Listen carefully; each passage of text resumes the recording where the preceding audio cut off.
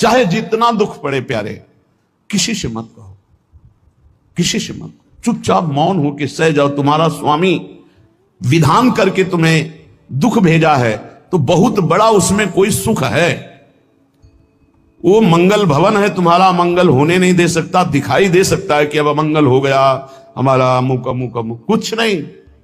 धैर्य पूर्वक अपने मार्ग में सीधे चलते रहो। उसका विधान आया है, वो दुखद हो या सुखद, सुखद है तो हर्षित मत हो, दुखद है तो शोकित मत हो, आगे बढ़ो। देखो ये अध्यात्म है, ये कमर कस लो कि इस जन्म में मुझे इस भव समुद्र से पार होना ही है।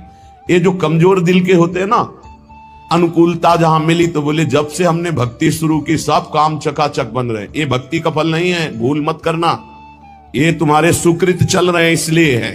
और जिस दिन दुष्कृत का फल आएगा उस दिन भक्ति करते हुए भी कदम रखना मुश्किल हो जाएगा, पग पग पर तुम्हें दुख मिलेगा। इस सिद्धांत को समझ लीजिए तो कभी आप निराश नहीं होंगे, शूरवीर होकर आगे बढ़ते रहेंगे। जो हमारी भक्ति ये नई फसल है और इस फसल की जो आनंद वृत्ति है वो भगवदानंद है, ज्ञानानंद है, अखंडानंद है, प्रेमानंद है। वो ये भोगानंद नहीं है, विषयानंद नहीं कि भगवान की बड़ी कृपा जो चाहो वो भोग मिल गए।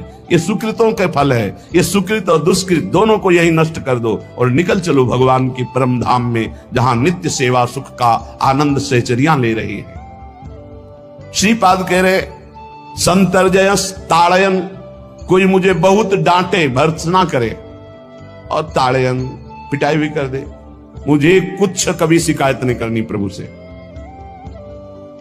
देख रहे हैं ना, वो उन्होंने विधान किया है ना कि इसको पीटो, तो हम चुपचाप पीट लेंगे, किसी से नहीं कहना।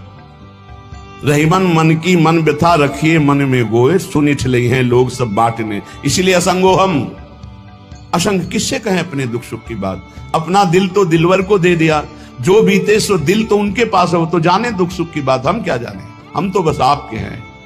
मौन, अपने विषय में न सुख की बात करे न दुख की।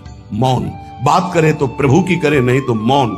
मान लीजिए अगर ये मौन आप धारण कर लेंगे तो निकल जाएंगे माया से, नहीं तो किसी की निंदा कर देंगे, किसी का ऐसा कटु वचन बोल देंगे, परुख वचन बोल देंगे, भजन क्षीण हो जाएगा, भजन करने की वृत्ति नष्ट हो जाएगी।